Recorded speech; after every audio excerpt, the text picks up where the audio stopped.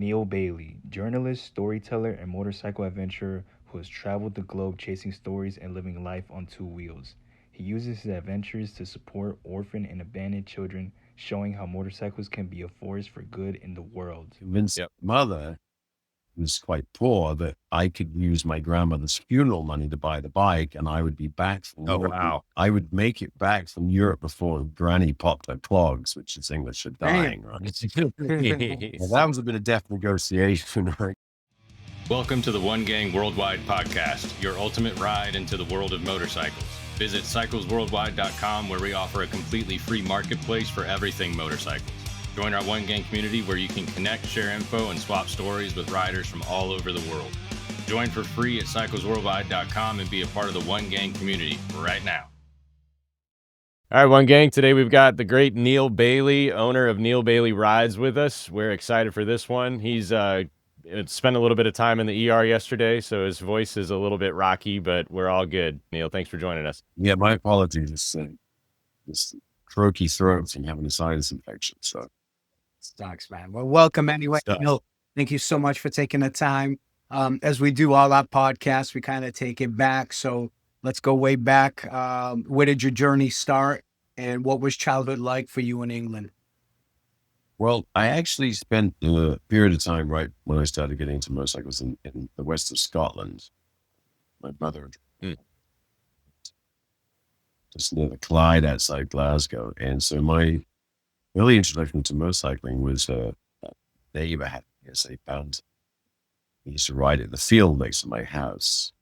So as 13, 14-year-old kids, we go down and take a shot at riding around the field. And then I had a school friend, and we both really, I don't know, for some reason, really got into motorcycles. And so in England at that time, or in Europe, in UK, England, Scotland, and whatever, you could get a moped when you were 16. So that was our first goal, was to get a moped at 16, and then at 17, you could get a motorcycle. So that was how I started. Did you have anybody family wise ride or no?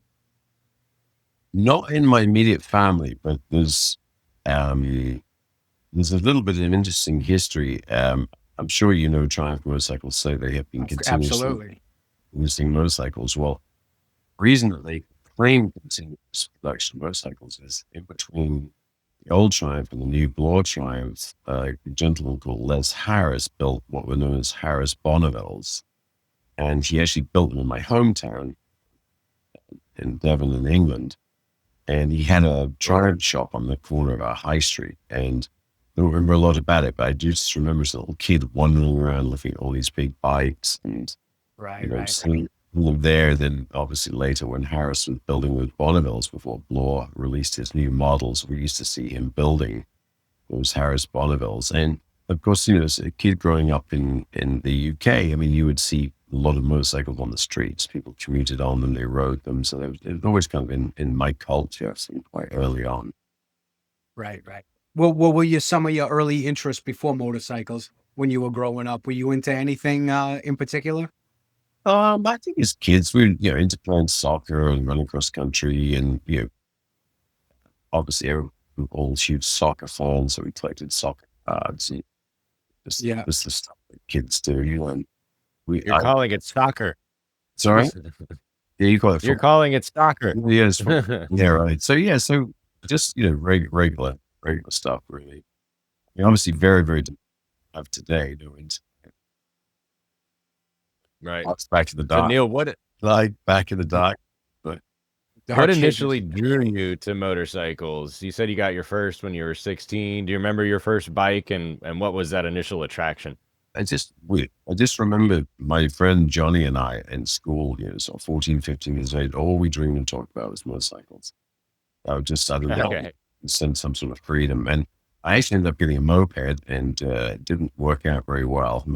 Somebody crashed and they got a bent frame. And so my couple of years were really pretty spotty. I ended up getting a Yamaha AS1 two-stroke twin when I was 17, never really got it running. Then I finally got a Honda CB250 K4, which did run great. So 16, 17, 18, not the greatest. And I'd gone off to London to do some voluntary work when I was 18, which is really how I kind of got my big interest in abandoned and orphan children, having worked full time at nearly a year in London. So I scratched up the money then to buy a Suzuki Stinger. And I don't know if you know what it is. It's a 2-stroke 125 twin with a little canted engine and high pipes. And I used to bomb around all over just north of London on that thing. So Nice. it was always in the blood. We just weren't very good at it when we were young. Hey, how did you go from when you went to London and worked with the orphanage types, that moment in time, did you go into writing? What was that something? How did you get into the journalism part of your career?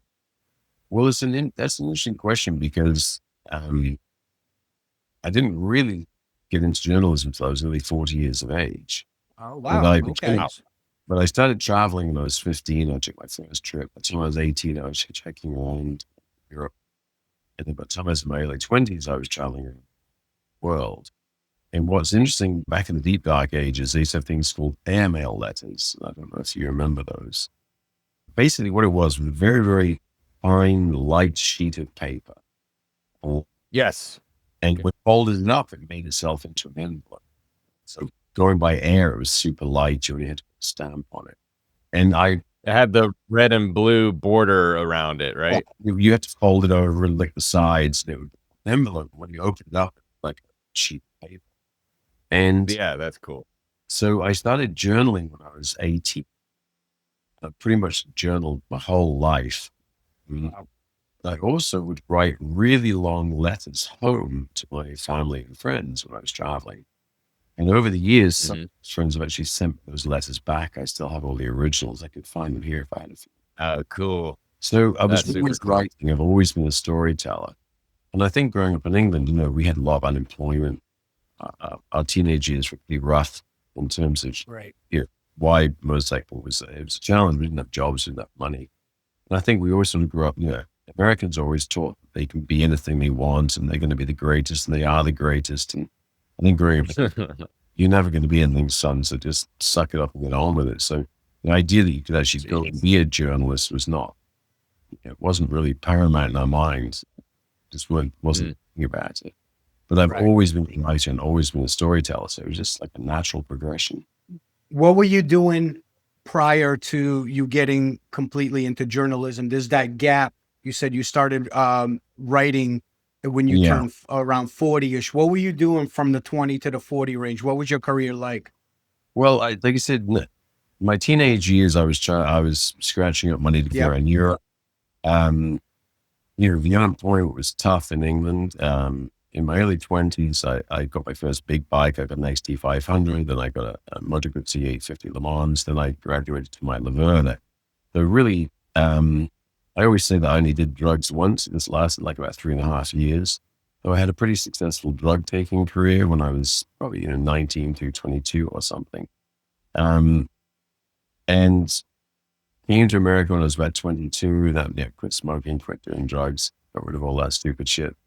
And I don't ever regret it because it was a wild time. It was a lot of fun. We didn't have any money. We didn't have anything to do. We were just scratching around, getting high the whole time. Right. So I created a lot of really crazy stories. So I'd hit America by the time I was 22. And went back when I was 23. And that particular trip lasted 4 years before I went home. And by the time I got home, I was married, had an American wife. And we went on to travel. And I was about 28 years old. And a really nasty accident and had to have a disc removed out of my spine. So I lost a few years. To injury. And then got back in the motorcycle industry when it was well enough. And when I was about 28, right before I broke my spine, I had an R80 Paris Dakar. I was getting ready to ride to Brazil. We were saving money. We were working. I'd met a girl in Florida in 1996. And we bought an old Honda 550 in Melbourne, Florida, and we actually rode out to Alaska and almost made it to the Arctic Circle. And if you remember the old DVD, we ended up working in Alaska. We hitchhiked to California. We went backpacking and hiking all through Southeast Asia for a few months, and we actually ended up in Australia. and I bought a Yamaha 1000 and we rode around Australia. So I was doing some motorcycle traveling at that time. It's been a wild ride. Right. To say, but that's cool. I mean, you've always been a part of this. I mean, it's so entrenched into your blood as far as first from such a young age to constantly Yeah. being on the bike. So, I mean, the stories, I can understand kind of journalism part of it, of course. Yeah. And I think being a storyteller and, just backtracking into my life, I think about, well, it's not with detriment, but I think the way we grew up, and I was, I definitely have people in America that are very material and money and work focused. And I also think that I'm somewhat of an enigma. But when you think about growing up, I mean, I was reading Ted Simon, Jupiter's Travels, Helga Pedersen, 10 Years on Two Wheels. We were watching a lot of documentaries, travel series. Most of our major celebrities be on television would very often be doing running marathons for charity or climbing mountains for charity. So all of this sort of philanthropy, travel, motorcycling, we weren't growing up reading Art of the Deal and trying to make more money. We were trying to go, Right. well, and it's fine. I mean, it's what, a lot of people in America are very focused in that way. And we have a big history of travel. And again, when your heroes and your gurus and what you're reading is Ted Simon, Helga Pedersen. And also, one of the biggest influences in my life was a gentleman called Sir Ranulph Fiennes. And what's always interesting to me is he is the world's greatest living explorer, but nobody knows who he is. And first man to circumnavigate the world by going on and off both poles, and probably the only person to ever do it. So this was this influence. And when I first came to America, I ended up in Florida, and the gentleman I lived with was a pretty ambitious fellow. So when he wasn't drug dealing, he was planning to rob a bank. And that Jesus. Damn. Welcome to America, Neale. Oh, we're glad to have you. Imagine little Englishmen. We got invited out to Mayaca City in Florida, right? It's 1984. Sheriff Charlie Wells has just been elected. And Jimmy takes me out to this party in the middle of Florida, 1984. So I turned to my black corduroy trousers and my dress shirt, which I used for going through borders, with my shoes. And there's all these cowboys and people with hats and chicks. That's so funny, man. Yeah. Culture shock. Yeah, I mean, Florida was just wild. All these guys were just dealing pot, and they had dogs fighting in cages. And Jimmy ended up. So he did actually end up robbing the bank. I left the country just a couple of days before the robbery. I didn't want to be part of it, but that's. Did he get caught? Do you know if he got caught? He did. It's interesting because he did the robbery on a Yamaha 360 4-stroke twin. He should have took a Kawasaki. He would have got away. Well, it was a bit of a turn. He also had a Triumph chopper. And interestingly enough, just to jump forward, he just actually messaged me the other day, and he's just donated to my charity. So, being a bank robber doesn't necessarily make you a bad person for the rest of your life. But so I had to get this old 360 running. Add the tires, adjust the chain, and clean the spark plugs and put fuel in it. And I rode it back to work for a few days. And he successfully got away with the bank. The problem was, in my plan of the idea is that we would have a getaway van. He would rob the bank on the motorcycle, inside job with the girl, ride the Yamaha 360 into the back of the van and take off. Well, because I left the country, I didn't want to do it. I said, this is not, I always give myself credit for being so smart. But this is not a good idea. I might need to leave. Right. Get the hell out of here, man. I'm so smart at not robbing a bank. Yeah, smart I am, right? I figured it out early. So anyway, he asked his brother-in-law, Crazy Laughing Dave Wainwright, to be the getaway driver. And Crazy Laughing Dave was a complete nut job. And he's actually the guy I ended up buying the Honda 550 from later. So Crazy Laughing Dave showed up to the bank robbery in a convertible. He didn't get a van. So Jimmy decides he's going to drive the bike into the ocean, right? There's a pier, and he's just going to launch it off into the deep water, get in the convertible, and take off with the money. And he got about $65,000, I think it was. It was every Thursday, the Palmetto, Florida county had all the money for the workers. It was an inside job with Bill Julie. And so, of course, when Jimmy gets to the place that he's going to drive the bike off, there's all these people fishing, and you can't just lob a bike off into the water. Right. So the idiot hides in the mangroves and gets the convertible and takes off. And about 7 months later, he'd been caught. And what was interesting about it, so I left and I went down to Central America, and I wanted to try and get to Brazil, but I only had a few $100. And I made it as far as Nicaragua, which was at the time, Central America was going through Salvador, insurgencies, was armed guards everywhere. Well, of course, Nicaragua was at war at the time. So going through no man's land, there's battles going on, people shooting at us. We get into Nicaragua, the shit blowing up, and there's going on. And I got down to about $100, and I quickly figured out there was a very burgeoning black market. So I'm buying and selling money on the black market. So I was able to stay there for a month. And I did meet, I met the famous world traveler, Shelby Tucker, 60s, 80s. And he kind of took me under his wing. So I finally, eventually completely ran out of money, and I went back to England. And while I was back in England, I had a motorcycle crash. And it was the end of my speaking career. Let me just try and, I was performing a stunt that went wrong, and I broke my sternum and a bunch of ribs. And so I'm lying on my mother's couch, coughing blood and swallowing narcotics. And the phone rings, it's Jimmy, bank robber.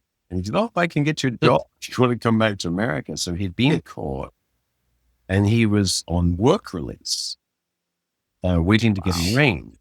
So the prosecuting agent is a gentleman called Lieutenant Herbert Van Fleet. And so I'm lying on the couch, I'll be back, So I managed to get going. I got a little bit of part-time work, got some money, hitchhiked to London, bought one-way tickets to New York, went back to Florida. And Jimmy gets me a job with the construction company that he's working for. And I'm English, so I couldn't make this up. And the construction company was called GZ Irvin. And there were a bunch of rednecks out of Arkansas. And the family was Gary Zane, Harmon Dean, and Myrtle Levine. So I'm living with Jimmy's brother, Billy, in a single wide trailer up in Ruskin. We're driving to work every day to go to work for GZ Irvin, and Jimmy is getting out of jail to come work before he gets arraigned. And so this is all going along quite swimmingly. And so at the time, right, two things had happened. One, Lieutenant Herbert Van Fleet had found the motorcycle and traced it back to where Jimmy was living. And the second thing was his girlfriend had turned him in because the money had run out. He'd gone through the lot. God. And you just have to think for a moment that there was a missing. Jimmy never gave up the getaway driver, and there was a missing Englishman, right? You can imagine when Lieutenant Herbert Van Fleet went to where Jimmy was living, probably interviewed the neighbors, right? Because there was a missing. Right. He was still looking for the getaway driver. There was, there was an English guy called Neale living there. No. So you go to work one morning, and Jimmy reveals the greatest piece of information, or not so great. We're off to build a new house in Palmessa. And it happens to be the house of Lieutenant Herbert Van Fleet. So I ended up building the house of the prosecuting agent who was looking for me in the bank robbery case. And holy cow. Story. That's insane. That's so funny. It's just completely nuts. You can't make this shit up. So of course you can make this shit up. So I just didn't remember. So I said to everyone on the job site, this guy comes, don't speak to me because he'll hear my English accent. And I remember him pulling in, and it's like a little bit of a fuzzy memory, but it was a Lincoln Continental 1984, blacked out windows, and he gets out, and he had the dark suit with the big white collars and the tie they had, and the Ray-Bans and the gun. Yeah. I just remember that. Yeah. I think I was just like, I'm standing there bending some rebar or, pulling some concrete in the corner. I just remember this guy getting out. He walked up to Jimmy and pats one of the rather rotund belly and says, "Yep, we'll get that off you when we get you inside, Jimmy." Jimmy ended up doing a year in a minimum security prison in Rayford, and he was right across the street from Ted Bundy. No kidding. No way.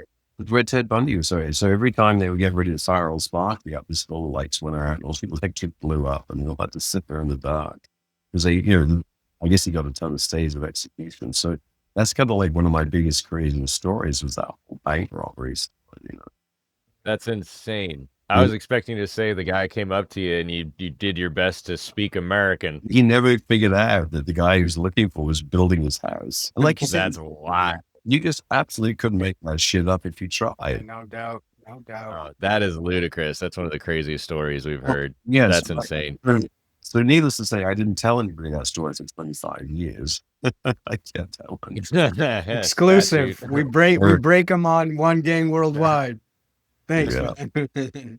So anyway, That's wild. once I'd got the money, I'd met the girl, and I went to Crazy Laughing Dave Wainwright's, and I bought the Honda 550, and that's how I took off across America. So sorry for the sideline. No, that's a great story, man. Appreciate it. Yeah. So back to traveling, there's all kinds of awesome pictures on, things that you've put up online that are so fun to look at.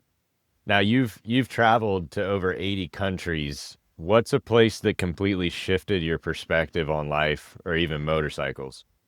Well, I think Peru is the grail for me. 87 I was riding around Australia. 88 I was back in America working. 89 I went and had full surgery. 92 I actually had my insides taken out. They rebuilt my spine from the front and the back. They took my insides out. They took off. So I was still, in between periods of time and surgeries. I mean, I had some bikes I was riding around, but I wasn't really doing too much.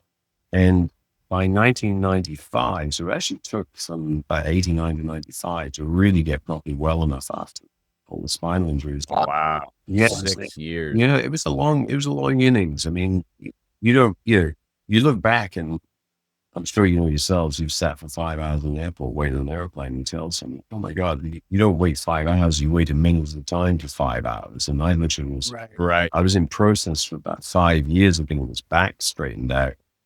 And the first thing I did when I was well enough, I started working in a motorcycle shop, was I put a trip together to Central and South America. So we bought 550 Kawasaki's. I think we bought 3 KZ 550s and 2 DPZ 550s.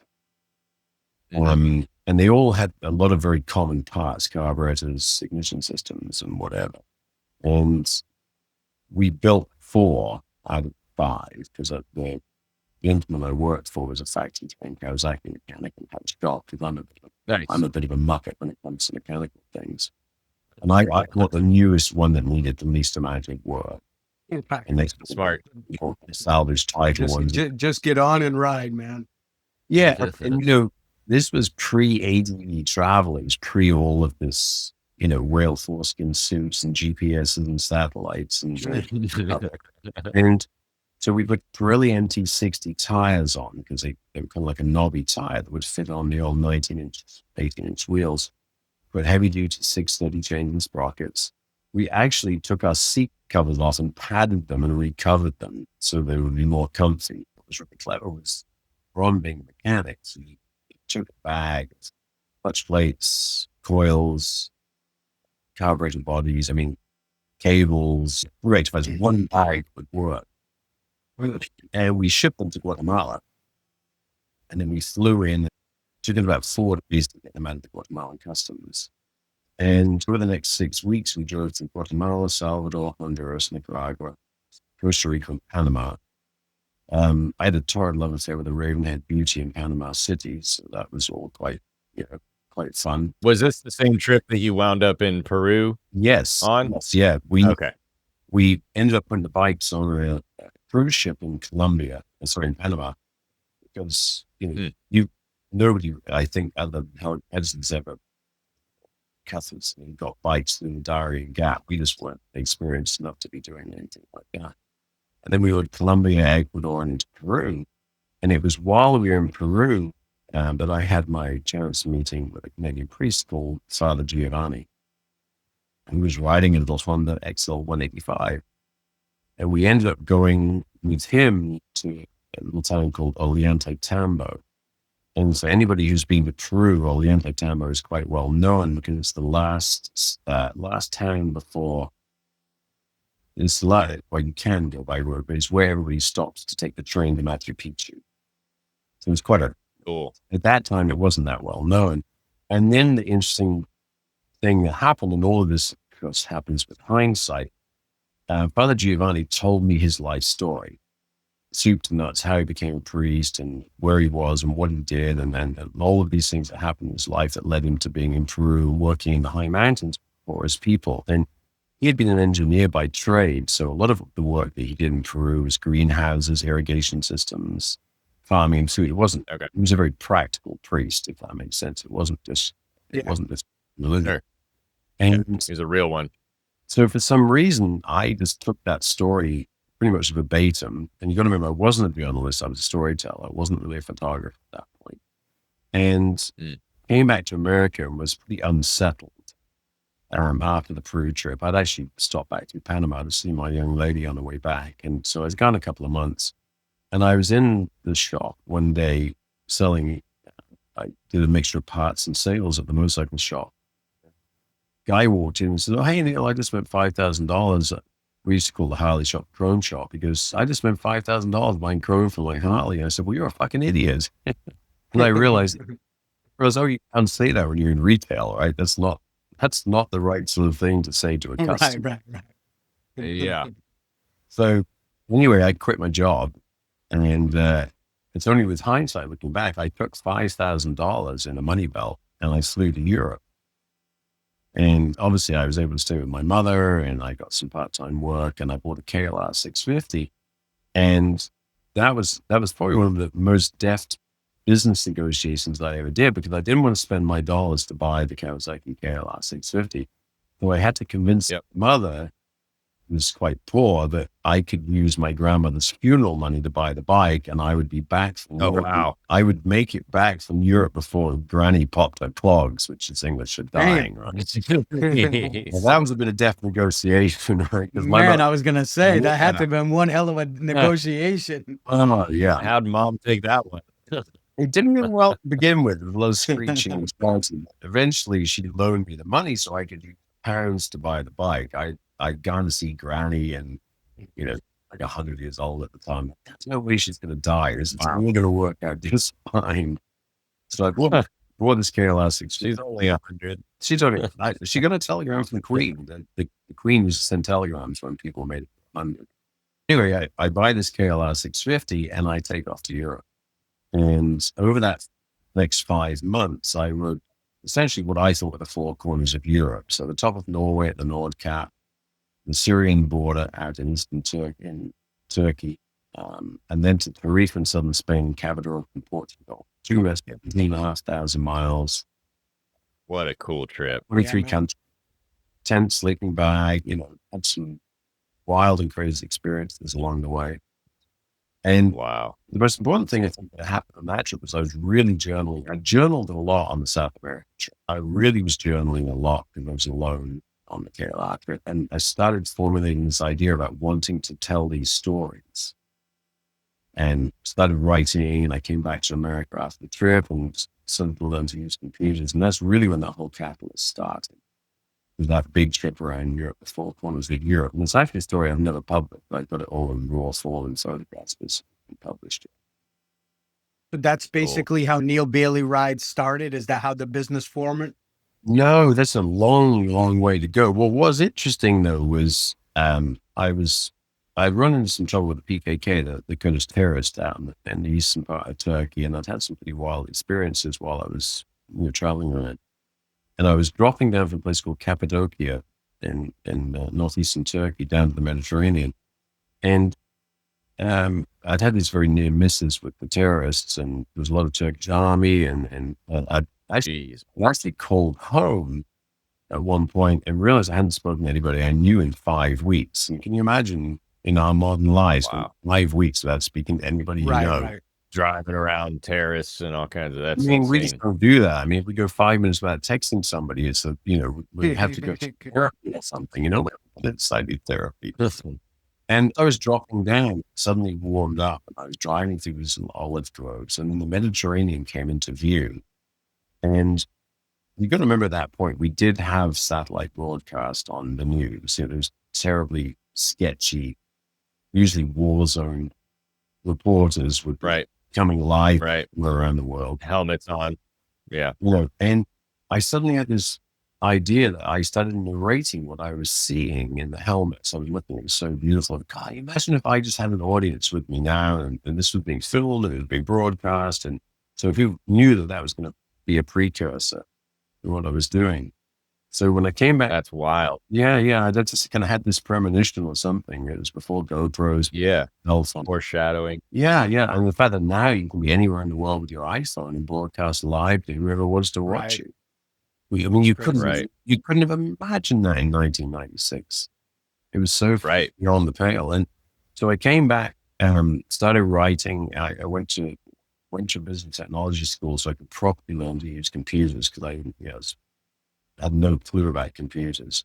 And I think it was really helpful because I learned to type. And then I got an interesting break when I basically picked up a magazine, a motorcycle magazine. It was called Fast Bikes of England, and decided that I was going to go to India and ride across the Himalayas on an Enfield and raise money for cancer victims. My children's mother at the time, treating cancer patients. I loved to ride motorcycles. I'd been out working a contract job and I had some money. I said, come on, let's go. And so tail end of 1999, I found myself riding across Himachal Pradesh and Kundla, Rotang, all the northern parts of India and the Himalaya. And when I came back, a family friend introduced me to Mark Tuttle at Rider magazine. And he said he would take a story. And when I look back now, I'm like, I'd really like to talk to Mark about this one day. I know that Rider was probably trying to sell Enfield some advertising, so they thought they better put a story in, and not that I was any some great writer. And I had a very dear friend and a mentor at the time that I'd met during the bank robbery period. And she was a writer and a filmmaker. So I dutifully write my story, piped in double space, and I go going down to her office and I say, here's my story. I'm going to submit to the magazine. What do you think? And she reads it, and she was a heavyset Jewish lady from Chicago and didn't mince her words. And he looks off paper and goes, it's rewrite, and says, rewrite it, huh? That's funny. Good feedback. I was it's honest, man. I was expecting it to be, this is great. Oh my goodness me. I mean, this events, So I was like completely stunned, like, what do I do? And she said, well, look, this is what you need to do. And she helped me rewrite.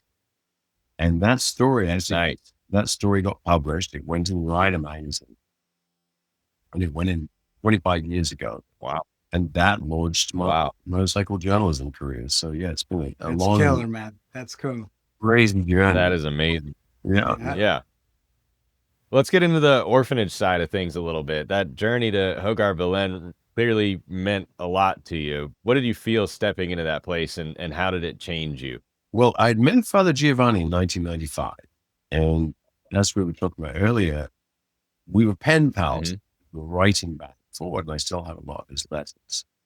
And so I'd gone to India in 99, story came out in 2000, and my career went very quickly after that. I have a huge debt of gratitude to Mike Vaughan, who's the then CEO of Triumph Motorcycles, because he took me wing. I started borrowing bikes. He started taking me to press launches. Still a friend today. He's lives quite nearby, and he just saw something in me at that time. And so I got invited to an international press launch. It was for the Triumph Bonneville America, which we did in 2001, right before 9/11. And everybody's sitting around the table. And when I first started my journalism career, I was like, oh, I'm Neale, and I want to write some stories, and I really like motorcycles and crickets. No one was interested. I sort of rewritten my whole thing. So I'm sitting around the table, going around introducing themselves. And I said, hi, my name's Neale Bayly. I'm a freelance writer. I'll work for cash.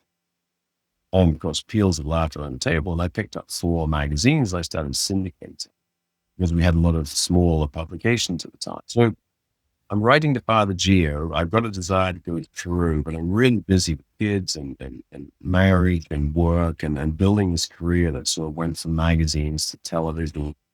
And it wasn't until about 2005, I get a letter from Father Giovanni's sister. And it's one of these sort of bulk letters. And it was just basically talking about the anniversary of his death. And I was like, death? I didn't know he had passed. Oh, no. So I knew that he had been supporting Robbery.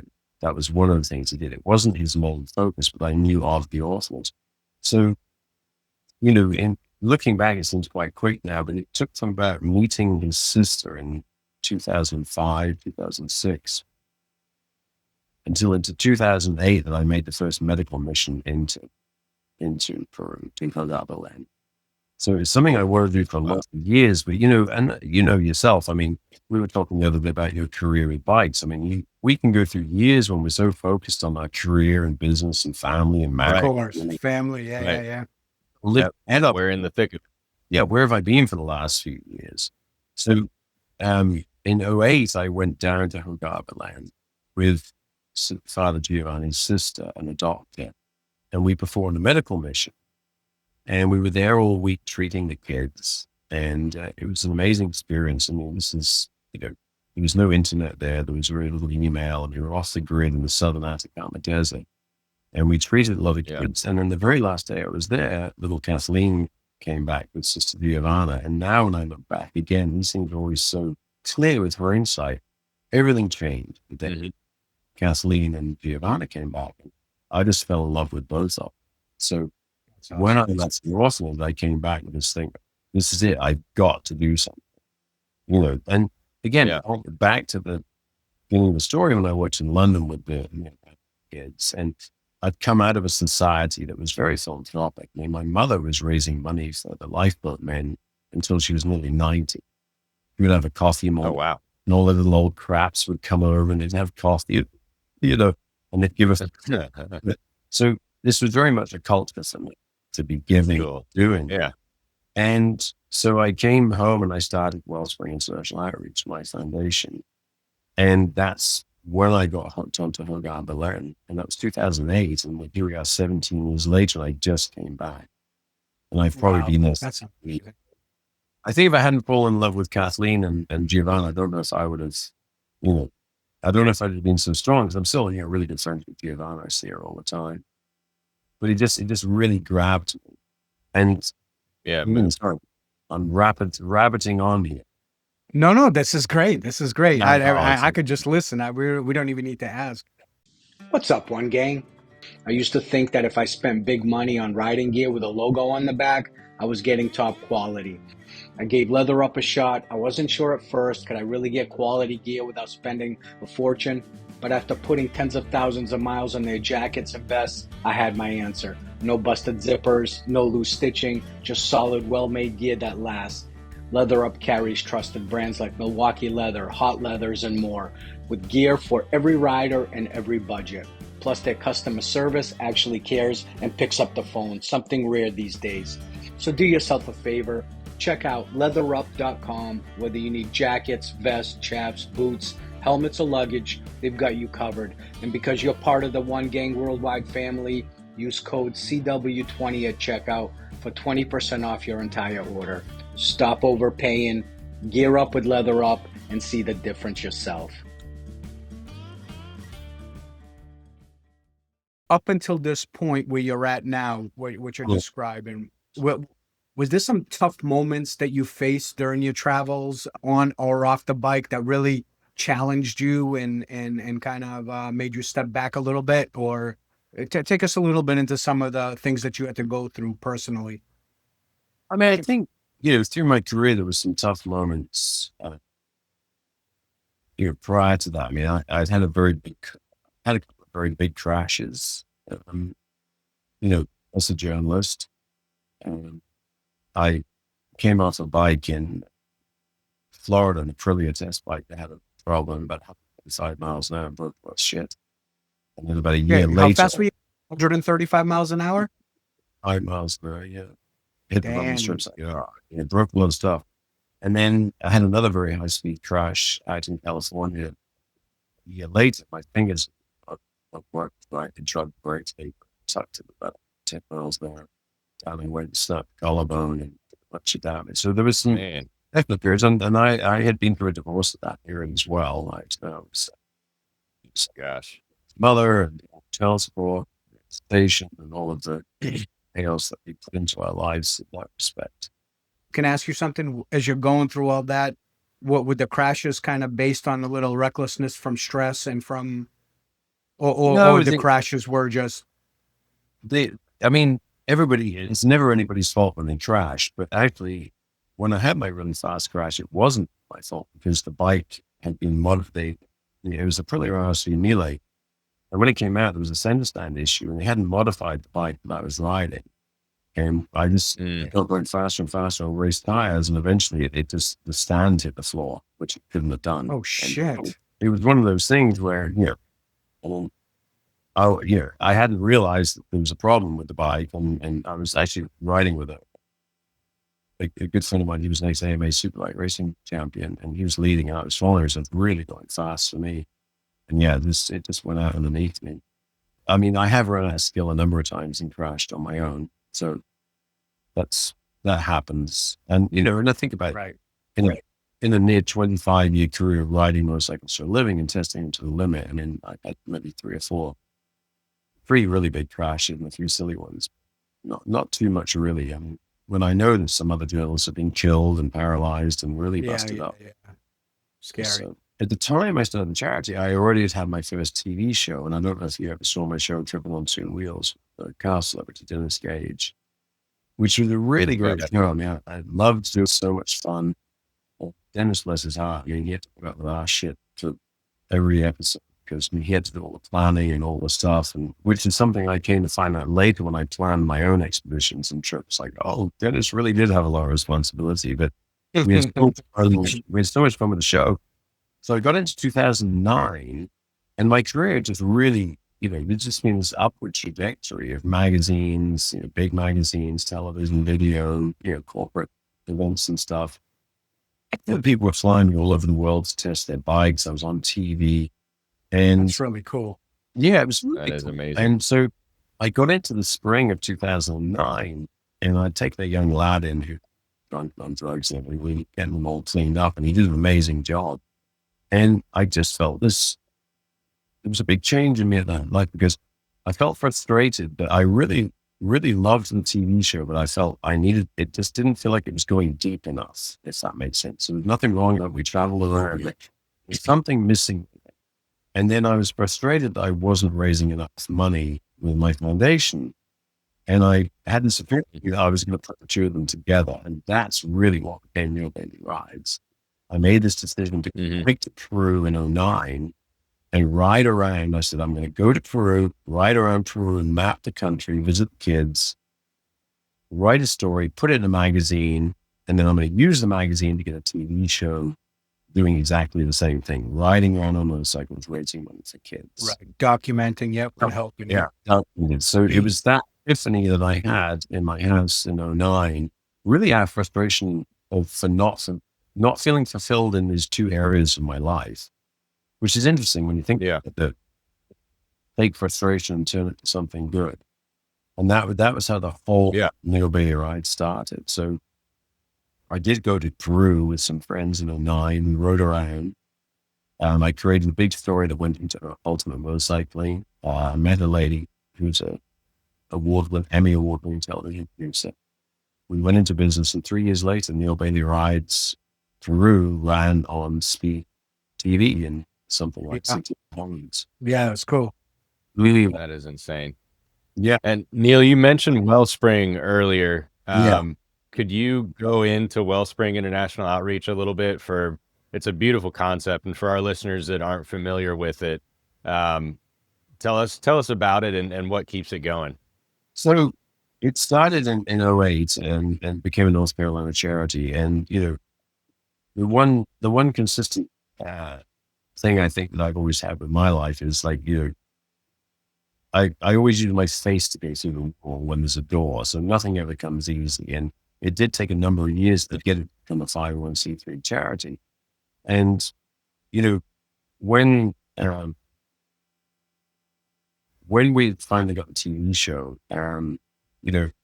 my partner at the time had basically given a toast, the fact that we got a TV show. And she said, I just want to make a toast because we've been now working 3 years. It took 4.5 years. The concept of a TV show and shit.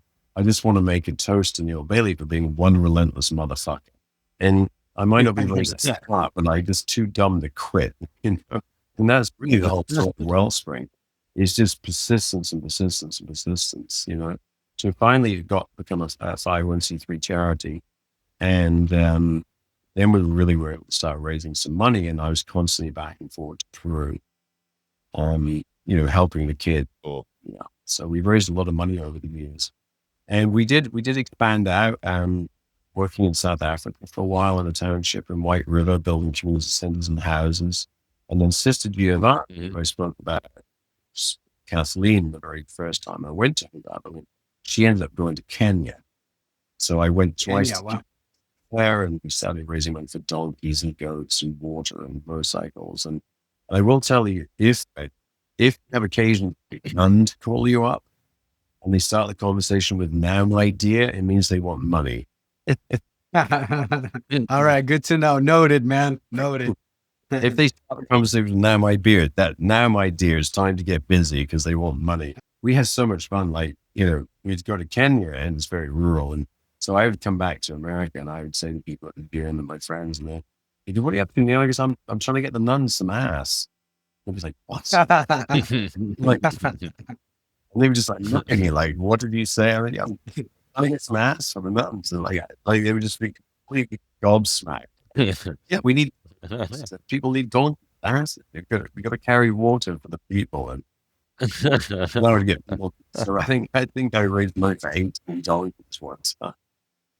Wow, That's great. Okay, all right. So they got a lot of ass. That's good, man. I got a lot around. And then my next thing was that I wanted to get them naked. I wanted to get the nuns naked, and people were like, "What are you on about now?" Right? And I said, I want to get them naked. I said, "I want to get them in the shower." I'm like, "What?" I said, "They don't have any running water. I want to put a water system." That's great. That's a great way to promote it, man. I mean, that's brilliant. I mean, at least it shocks people. It depends who's he's telling the story to. Somebody might think he's a little bit, you know, a little perverted or whatever. Yeah. Well, So, I mean, because when you realize, you're trying to get them in the shower because they have no running water, or you're trying to get them a running donkey, water. it's your fault. Right. Yeah. That's a brilliant pattern interrupt, though. That's genius. Yeah, for sure. Shock system, man. Yeah, we've done some stuff over the years. Hey, Neale, I want to go back a little bit into the writing part of it, because you've written through some places most people would fear or, you know, to visit. What keeps you grounded when the road gets rough mentally or spiritually as you're doing your journey on your motorcycle through real rural and tough areas to get through? Like, how do you handle that? I think I watch a lot of stuff on YouTube, a lot of touring people who film their touring all around the world. I'm just fascinated by it, you know, and I'm actually, being a Harley guy, recently I've been looking at some enduro bikes. You know, I think I'd love to be able to do. I'm just so intrigued by doing that type of riding. Take the listeners a little bit through some of your rougher parts that you've gone through, some things that were really, really challenging. It's a really good question because I could think of some really, what to me were very challenging times on a motorcycle. And I don't know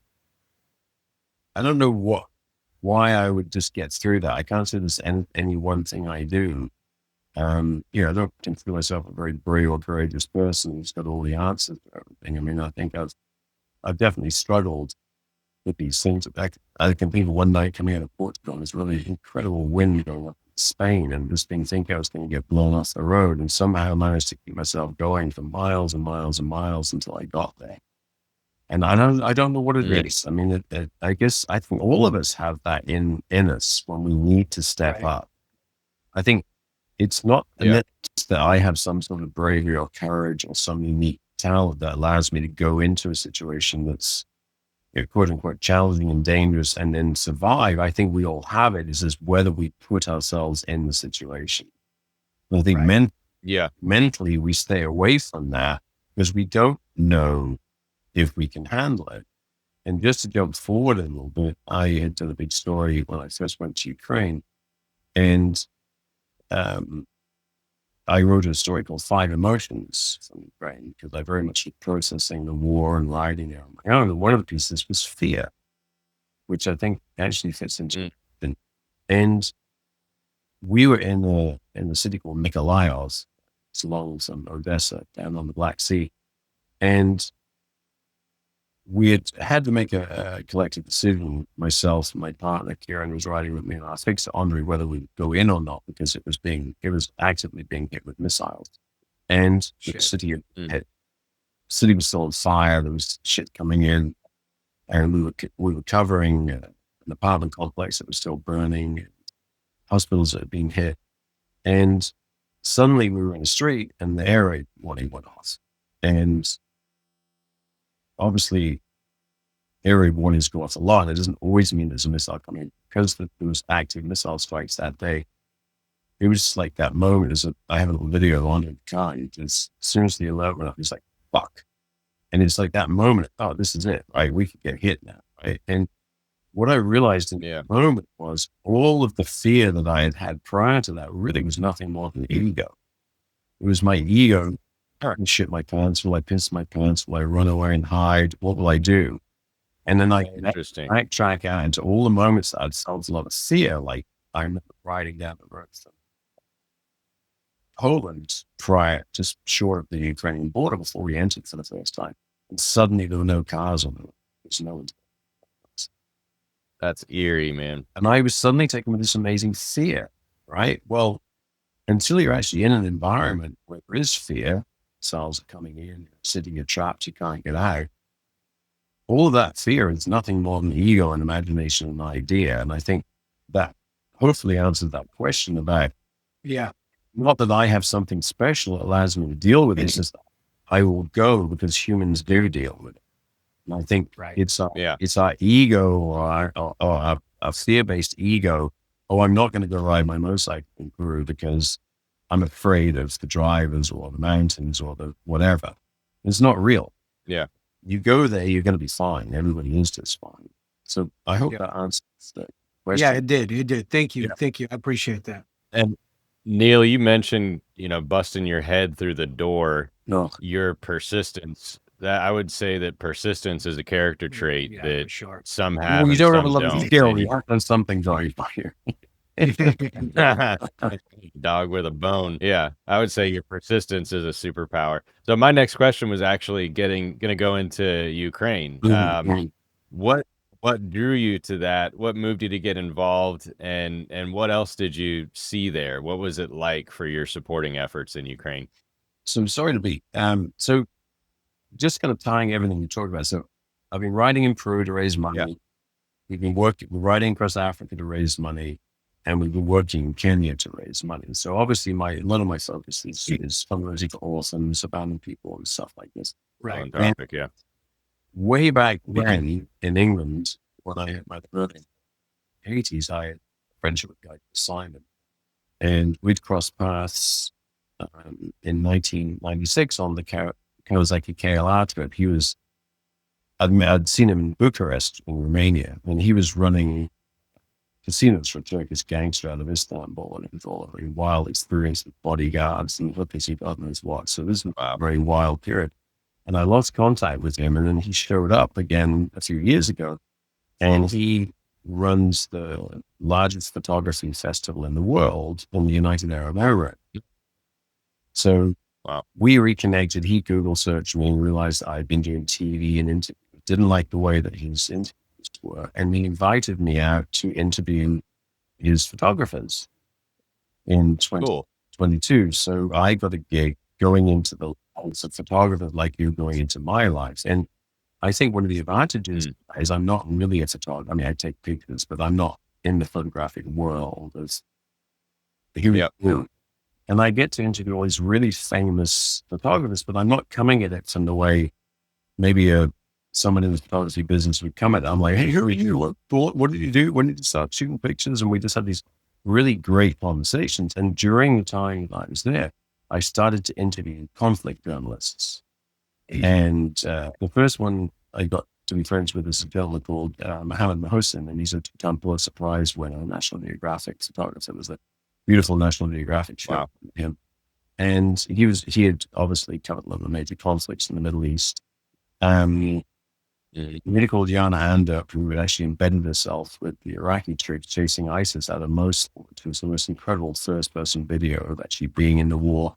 Yeah. And on and on and on. So here I am, having another shift in my life where I'm going into the world of conflict journalists and war and whatever.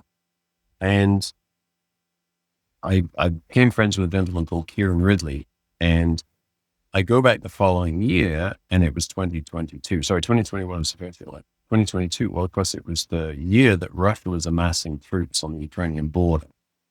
And Kieran was exhibiting some work from the pro-democracy riots in Hong Kong, and I'd interviewed and been friends with Russian photographers who had worked in Donbass and Luhansk for the early part of prior to the full-scale invasion in Ukraine. So I was familiar with a lot of work now in wars around the world. And as we were in the Middle East, every day the conversation around breakfast and lunch when we were all together was, will Russia invade Ukraine? Like, it was February 24th, 2022 was the day of the full-scale invasion, but this was sort of 10 days before. So this was very, every day's conversation was about Russia and this, and I didn't even where I worked in Poland.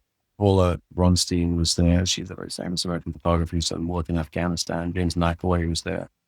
And people were suddenly readying themselves to go to Ukraine in a hurry because they were expecting this invasion. And so I was kind of brought to it, if that makes sense. I mean, I didn't deliberately go into war. Right. Go into conflict. And I came home, and right when I got home, Russia began launching bombs. And I looked at this destruction, I looked at what they were doing, and all I said is, I have got to fucking do something to help. I can't watch this. I mean, we grew up with the Cold War, we're pretty familiar with what it stands for, what it's all about.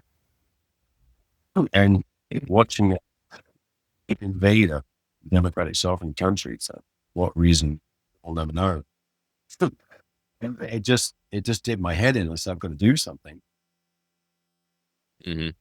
Right when I was having these thoughts, I didn't know what to do. Kieran Ridley called me from Ukraine, and he was in Western Ukraine riding around on a cheap Chinese motorcycle. And it was a piece of shit that wasn't running right. He asked me for advice, which is probably the worst thing you can do because I'm a mechanical muppet. I gave him some, hey, did you adjust the chain? Did you add the tires? Did you make sure the wheels are straight? Clean the spark plug, all the basic stuff that I know how to do. And, he was under a great amount of stress. There was 30 to 50 mile lines of refugees trying to get out. Nobody knew as the Russians were coming. Because obviously the proximity to Belarus. He was getting shaken. He was getting shaken down at the checkpoints. The Ukrainians were pulling his cameras to bits and looking through his stuff. They were very scared of him being nothing the Russian spy. His wife had just given birth to twins. I'm like, do you have a way out? If it hits the Wow. And suddenly the line, and I didn't hear from him for days. And thankfully he showed up in Poland on his way home. And I said, hey, you want to go back in? I'll get some bikes. We need to do something. And that was what started it. And I called BMW. They said, yeah, we'll give you a couple of test bikes in Munich. And I called Simon, my friend who saw an exposure, and he got me international press credentials. Kieran got me lined up with my Ukrainian military approvals. You have to be approved by the military to back up your international press credentials. And I started on this path of bulletproof vests and helmets. One of my doctors sent me off to combat lifesaver training. And I was the first civilian to go to American military combat lifesaver training. So I learned how to pontoon and deal with chest wounds and a full lifesaver bag. So technically, if somebody was in trouble, I could save their lives. Because combat lifesaver training is not medicine. It is purely to keep the person injured alive long enough for a medic to get to stop the bleeding, pack the wounds, whatever. It's not about getting pain in bones. It's just pure basic survival. And we flanged up in Munich, and we rode in. And it was the early part of the war, and that was my first trip into Ukraine. And I really didn't have a clue what I was doing. I mean, I just needed to do something to help. So I've got to tell some stories. I've got to, help maybe shine some attention to these journalists, because I've been interviewing all these conflict journalists. Like, why do they risk their lives to get doing this? And why do they put themselves in these situations? And who's telling their story?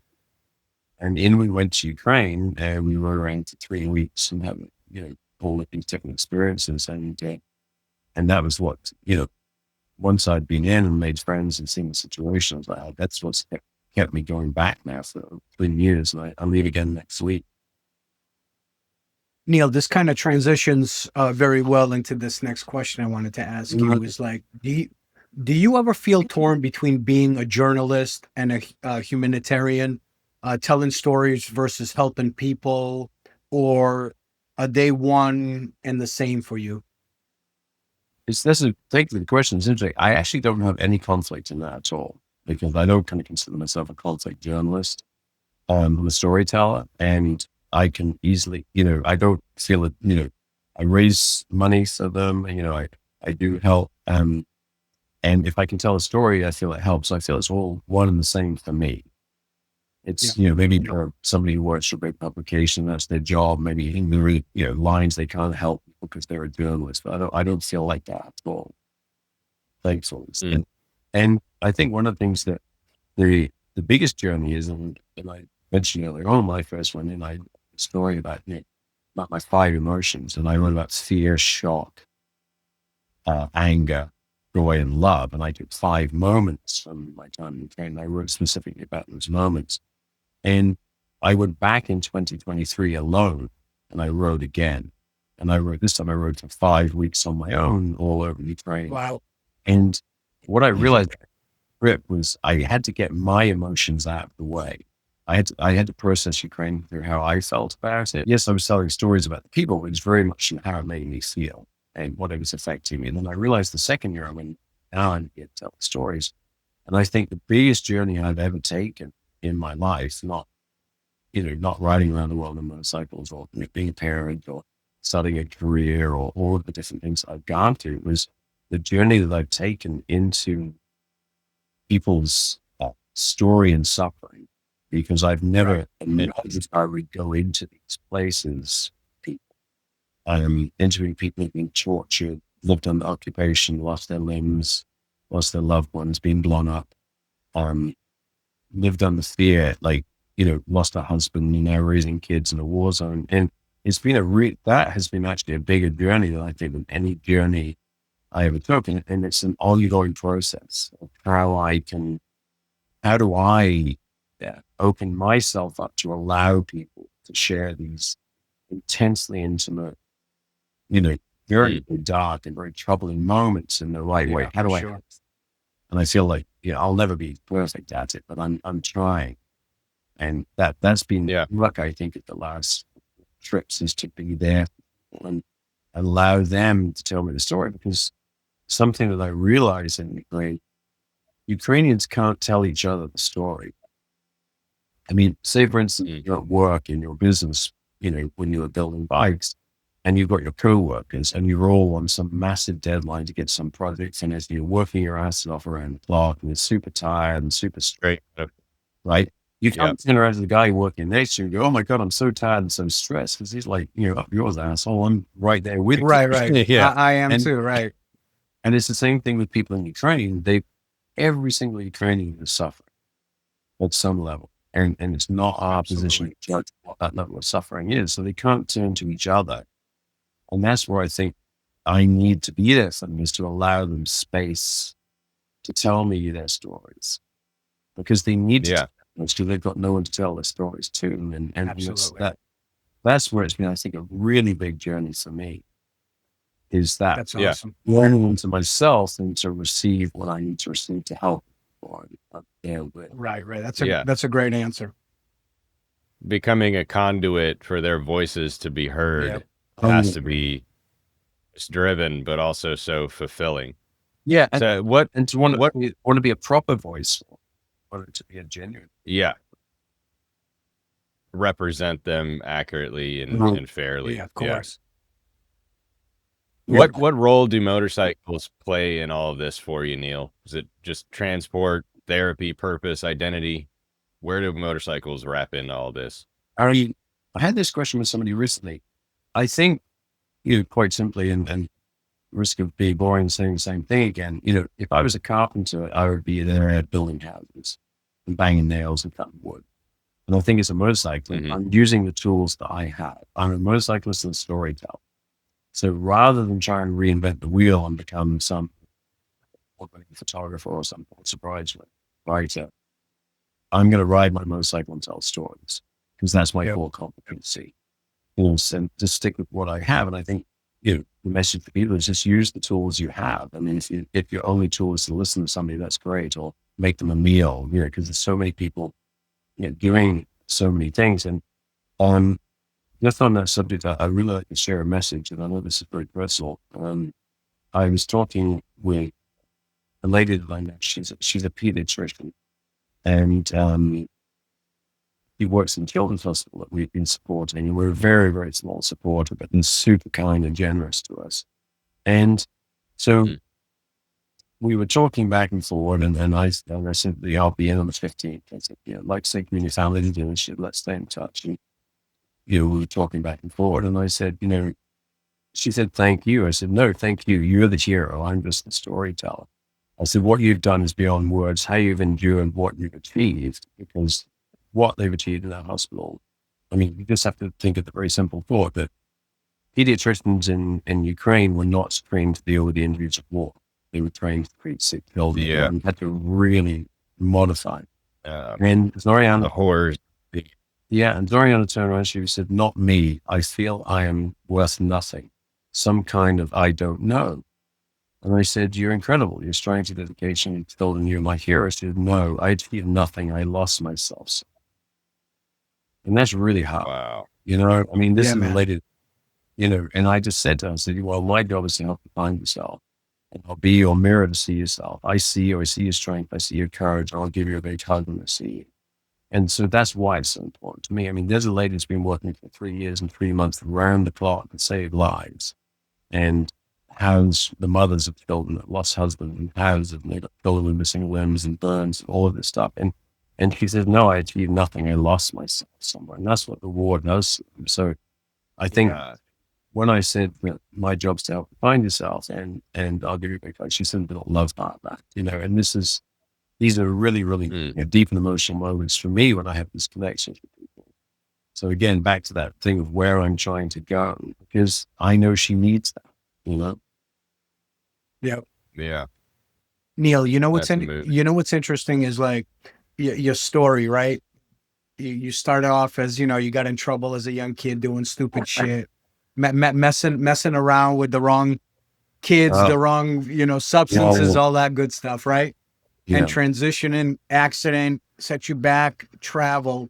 When people hear your story, I would probably say that a lot of people would say, I wish I could do something like that, what you're doing now. What do you say to them? Do it.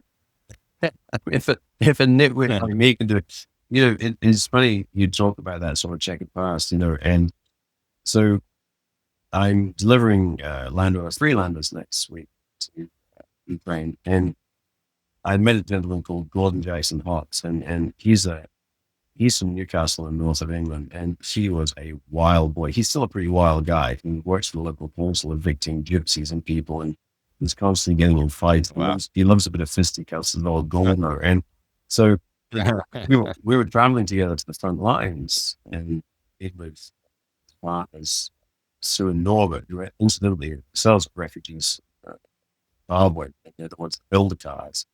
And over the course of our travels together, we're sort of getting to know each other, and what we realized is we were both absolutely horrible kids. If you were to sort of, pick out all the most horrible things your kids could do as teenagers, from drugs to theft to violence to, just you name it. Like we're the closest stupid shit. And here we are now as old men, and we're delivering Land Rovers, we're delivering tourniquets, delivering supplies, we're helping inside the board. And I obviously Gordon works for the local council, so he doesn't want his story particularly well told. He still has a job and he's raising a kid and everything. But so I just thought it would be a cool story one day. There's a couple of retrobates are actually now sort of trying to get some redemption by doing a little bit of good. And we were down in Lyman, and it's down on the front, Izium, Lyman, Konstantivka, which I'm slightly outside. So we're in Lyman. Everything is blown up. There's the only thing left living is dogs and rats. The only thing moving is tanks being grad launches, trucks with dead bodies, and skit. And the whole time we're there, all you can hear is the artillery. It's like thunder going just across on the front line. And we were standing there. Gordon turns around and he goes, "This bit's not for wallflowers." Yeah, good man, Gordon. And I'm like, "No shit, Gordon." So anyway, that's going to be the start of the story about the trip with Gordon, you know. But it's just, I don't know, it's really, it's quite sweet that we both have this horrible past, but, you know, here we are, hopefully trying to do a little bit good in the world. Right. It's not where you start, it's where you finish. So.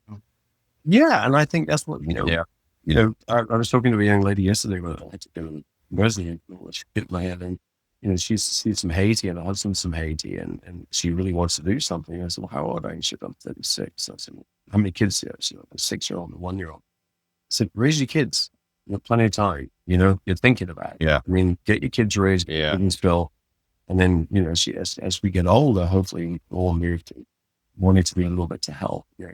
Right. If we all do it, there's a lot."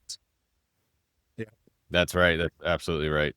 I saw a post earlier this week one night, and it was so chilling, but it was a soldier in a bunker, and it was captioned "The Sounds of Modern Warfare," and all you could hear on the audio was just probably 5 drones just circling above and thinking, trying to be empathetic and put yourself in that soldier's shoes. And there's so many other posts of soldiers that just lie down in a field and give up, and the drone is just facing them, and it's crazy. It's just a chunk. Modern warfare is fucking insane, man.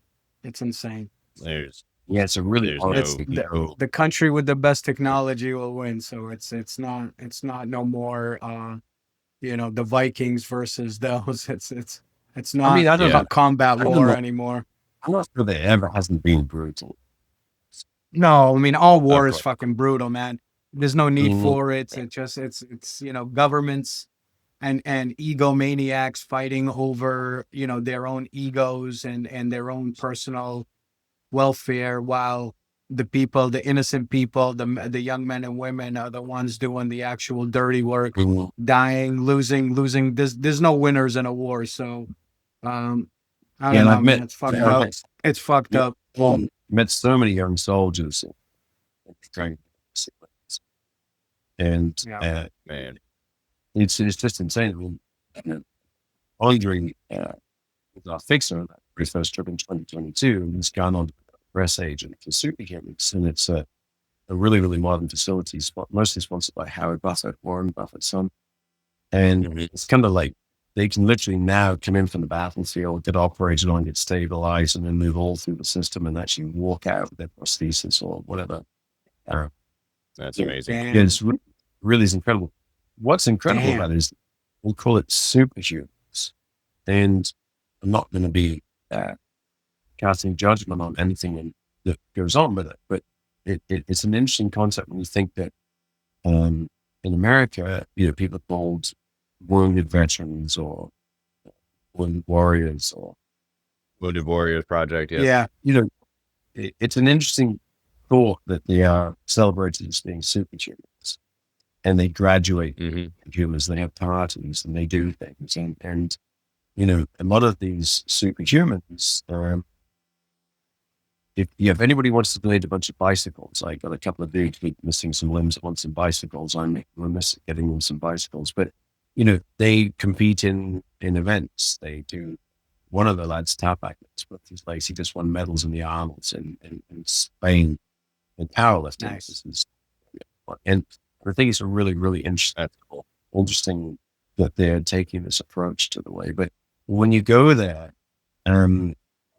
it's very, very difficult to see what you're seeing on a daily basis in the center. You're watching Of course. a young man with his wife and his kid, and he doesn't have any hands. Absolutely. I know, Hands man. to the wall. Sad. It's a sad situation. Yeah. So Ukraine it does create. There's a lot of heartache when you're there as well, but I think the overall message that I always bring out is the strength, unity, and the hope. It's quite amazing. There's something cool. There's something cool happening in Florida. There's this guy, Justin Danger Nunley. He's got this massive following, and he by chance ran into this guy who was a veteran. He's got a prosthetic arm, and he's able to ride his motorcycle. But he created this basically this prosthetic that will latch on to his throttle, and this guy was blown away by it, and so it escalated. And now it's, I think next week or the next couple of weeks, they're doing this massive fundraiser and starting a foundation based off of that concept, so That's that killer. they can get veterans or anybody who's missing a limb back on a bike. I thought that was I so love cool. it. I love it. And the thing is, there really is so much good going on in the world. I mean, a lot of people's perceptions of Ukraine and the war is what you will see on television, and what you see on television is political arguments, destruction, and things Right. like that. It's the media. If it bleeds, it leads. So that's how the media works. And no one's telling Zoriana's story about the incredible work that they've done inside that children's hospital in Western Ukraine. It was an old Soviet era hospital. They had to completely remodel it, because when in the early part of the war, a lot of the children were coming from the east, they would be coming, father had been killed, house would be blown up, mother wouldn't have a job or any money, and they're in long-term care in the hospital. So the mother has to be housed, she has to be clothed, she has to be fed, she has to be bathed. And they've had a lot of donations for different equipment that they have to learn how to use. I always make this statement when I'm talking about this particular thing, especially when I'm talking with the doctors about it. It's like, we can all remember going and renting a car somewhere. What's the first thing you do? Okay, key, turn signals, lights. Okay, we've got this period of adjustment to figure out the rental car, right? Because it's different to our car. Well, can you imagine life-saving machinery coming from Sweden and Germany and France and America, with different operating softwares that this team has to put together for keeping children alive? I mean, just Yeah, I know. what the face, and no one's telling her story, because, like you said, bleeding doesn't leave. Why? Imagine if you're a father and you've got children and they're girls. I mean, would you know your daughter to sit down and learn about Zoriana, who is a beautifully eloquent bilingual lady? She's a medical doctor, a pediatrician, runs a department. Oh yeah. 3 years has performed miracles and life-saving donations. Why do we not want to be influenced by that? I mean, right. Hopefully these conversations begin to address that. Maybe someone watching this will think a little bit different. Agree. Because once we start thinking differently, then we can make some change, Yeah. Because the world, like Right. I said, I mean, it's just, we live around, it's all show and imbeciles is probably a kind word, Yeah. Yeah, no doubt. Neale, before we do the speed round, we wanted to open up the floor to you. What do you got going on? Where can people follow along on your journey? Where are you most active online? I mean, my Facebook and Instagram are just Neale Bayly or Neale BaylyRides. And, I have a very unique spelling, so I'm pretty easy to find. We'll have everything in the notes. Yeah, Neale Bayly in Google. Obviously, you can find articles and story. I'm super easy to contact, my email and Facebook message anytime. I'm always open for that. So that's the easiest way to find. And then obviously if people are interested, I can direct them to the Wellspring site. I mean, I don't want to be political in my conversations, but I will just say that my Wellspring site is kind of under repair at the moment, because when I went to Ukraine, I lost 3 board members and webmaster because of the political situation. Wow. I'm having Jesus. they didn't want to support the children in Ukraine. So that was a big, Really? Wow. They didn't want to support. oh no, they just evaporated. And in fact, the webmaster wouldn't even know. I got hacked when I was in Ukraine. Damn it. Which, Wow. yeah, Good so God. the Wellspring website is not super ModCon, it's not very, very successful. We are working on a new one, but obviously with volunteers, it's good, but it's a slow process. So Okay. just Gotcha. have a disclaimer if you're looking at my website, well, this guy's doing all this shit. Why does he have such a crappy website? Yeah, there was a bit of a blog. Yeah. Yeah, it was a bit of a blog. Yeah. You can always find me through social media, Instagram or Facebook. Okay. Cool. And then do you have anything going on coming down the pike? Yeah, as soon as I can stop coughing and get all this snot out of my nose, I'm off to Ukraine. June the 14th. Right on. Yeah, we fly to June Krakow. 14th. Oh, wow. That's right around the corner. Yep. Yeah, so I should be. Hopefully, it's the 6th. I'd want it to be really good. Cool. Yeah, we have 2 Land Rovers going. We have. I have a really, really cool donor, George. He's actually coming to Peru with me in October on a trip. And he's 78 years of age. And he's done amazing things in life. He spent over $1 million positioning, winning cases, foster kids in America. And he helped Wow, that's awesome. his daughter adopt 4 disabled children in Ukraine. Nice. Man. And he's been to Ukraine with me twice. And he buys Land Rovers and tourniquets. And this time we are taking encrypted radios to Lady Smart. Becca Makowski. She's quite big on Twitter. She's an American medic on the front lines. And they need these radios. We took them tourniquets last year. So Gordon will meet us in Krakow with the team, Sue and Norbert, with the 2 Freelanders that we raised the money for. And these things are reconditioned, repainted, new tires, new wheels, full of medical supplies. And then we'll ride in, drive, Lviv, we'll go to Kyiv. Gordon's going to split off to Odessa. A friend of ours, Yuri, will like to with him. And then I have recently picked up an orphanage in Ukraine. And kind of with my team at the website, the idea being is when the website is finished, public-facing view of what Wellspring's doing in Ukraine will just be the orphanage and helping kids. The problems we have politically and ideologically at the moment in this country link people's mindset towards Ukraine. So we don't want to really be focusing on the stuff that I'm doing, like this, maybe cars or military or supplies or whatever. We just want to be focusing on children, which is what Wellspring's been doing since 2008. So we'll visit the orphanage on them, and then we'll take the car back down in Konstantinivka, and then we have to take the train out of the car. And I'll be back around then. Right on. So that's kind of, and then I'm home for the summer at that point, and back to Peru in October. Okay. Nice. So I think you're your own worst critic, because I'm looking at the website, Wellspring website right now, and it's not that bad. Oh, it's not. And I'm a webmaster, so I gotcha. Yeah. It was just, Cool. it was just, again, another one of those gut punches. We just like you come home. Yeah, definitely. Being one relentless motherfucker, I keep going. That's the way to do it, brother. Yeah, the ability not to quit, right? So The world needs more people like you, anyways. Keep up the fight. Yeah, I hope so. Yeah, and I just think if we could just find a way to make people understand that you can feel good helping people, like maybe you can feel better. Yeah, and we should have our life, and we should do lots of interesting things. I think we're very lucky as motorcyclists because we have a real common bond, and that's why I tried. Obviously, I haven't done the bikes. I do really appreciate. I agree.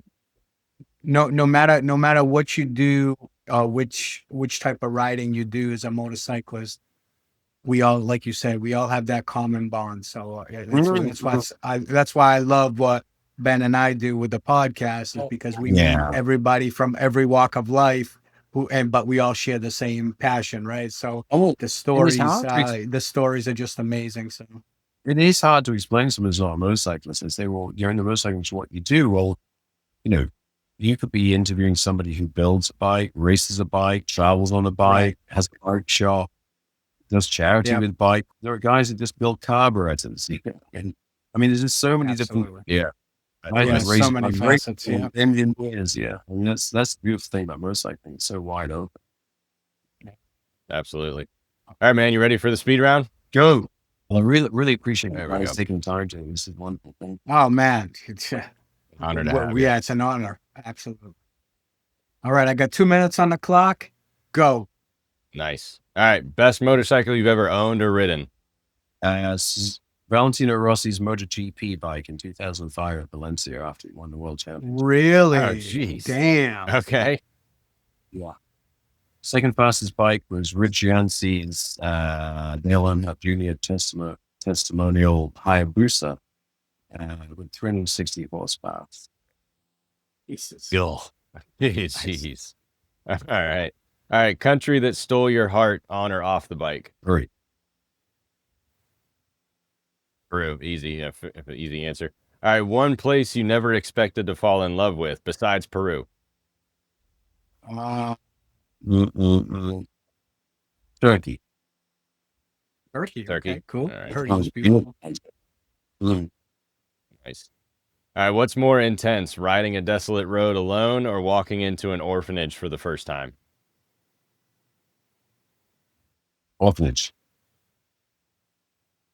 Yeah, that's powerful stuff. Yeah. All right. Most challenging road you've ever ridden? Would be in the Himalayas of northern India. Ah, Wow. That's amazing. Yep. Go to comfort food when you're halfway around the world. If I can get it, curry. curry. Okay. Curry? Spicy. Cool. bad. Indian, All right. Indian curry. That's out there. Fish and chips, if not. Nice. Fish and chips. All right. One item you never travel without aside from your passport. A good attitude. Good attitude. I like that. man. That's right. That's cool. That's a great answer right there. If anything, it would be my notebook. Your notebook. Notes, yeah, that makes no sense. problem. Yeah. Journaling. All right. Most inspiring person you've met on the road and why? Father Giovanni, 1995 in Peru. And we know the why. My most impressive person ever. Yeah, just gave his life. Cool. Gave his life to those people, and he was amazing. All right. Given the opportunity to do both, would you rather ride solo or ride in a group? Pass. They're both great. Okay. They're both great. Okay. Yeah, Political answer. I like it. you like that? All right. Riding. Yeah, I did. for That was sure. clever. Yep. So writing, riding, or filming, what clears your head the most? Writing. Nice. All right. Wildest wildlife encounter on a bike. Oh, getting chased by a cassowary in Australia. Really? Well, yeah, it's like he's a big emu. Damn. That's wild. All right. If your bike could talk, what would it say about you? You're a useless mechanic. Mechanical Muppet. But I love the fact that you've been truthful throughout the whole show about Oh, that. yeah. So hey, it is what it No, is. I mean, I can do the Yeah, basics, funny. but it's not my thing. Gotcha. Okay. If you could have dinner with one person, dead or alive, who would it be? Dinner alive. Don't pull farmer. All right. One doesn't help. Cool. I'm gonna look. All right. Okay. Your playlist gets stuck on one artist for the next 100 miles. Who are you hoping it is?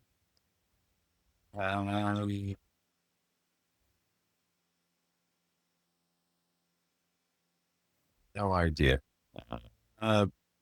Peter Mackay and Carlos Cater.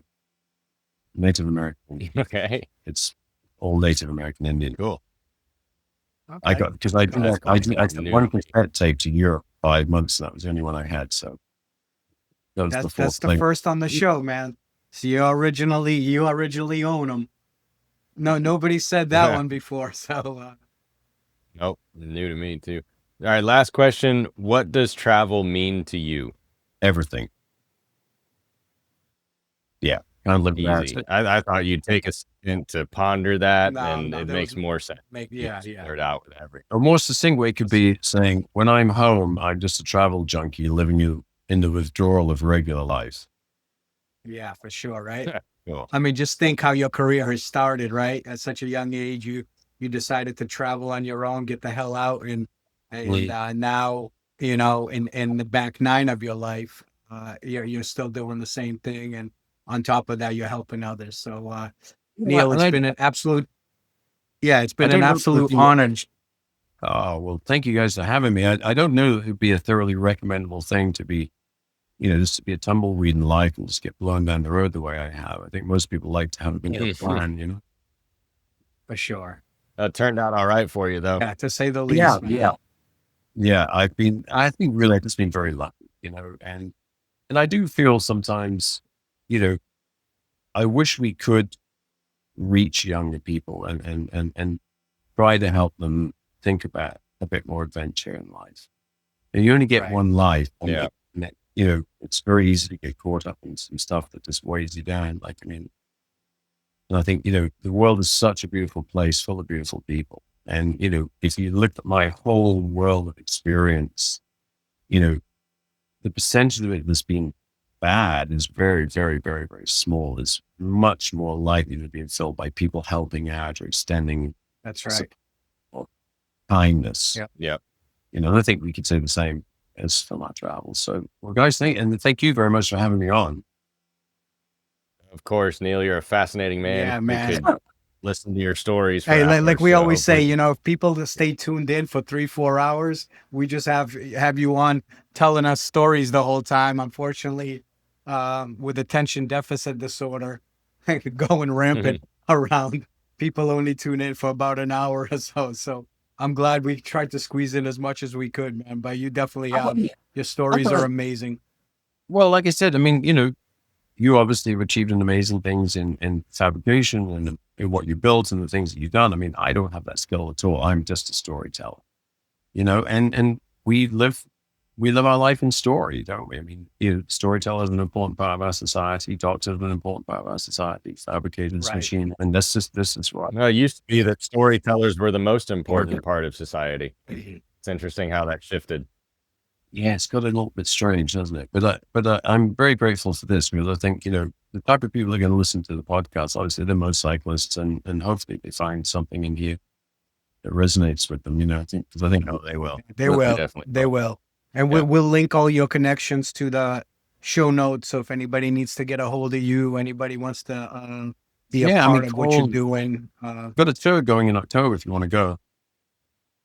I'll Peru? take you for 12th of October through the 22nd. You know what? What I'll do is maybe not this year. I got to go. My wife and I have got a trip planned to Europe in late August through September. It's going to be too soon to get back from that. Yeah, it'd be too soon. But definitely next year, man. It's on the bucket list and 100%. So thank you so much, man. Get better. Safe travels to Ukraine, okay? Let me know what I can do to help. 100%. Appreciate you, man. This was great.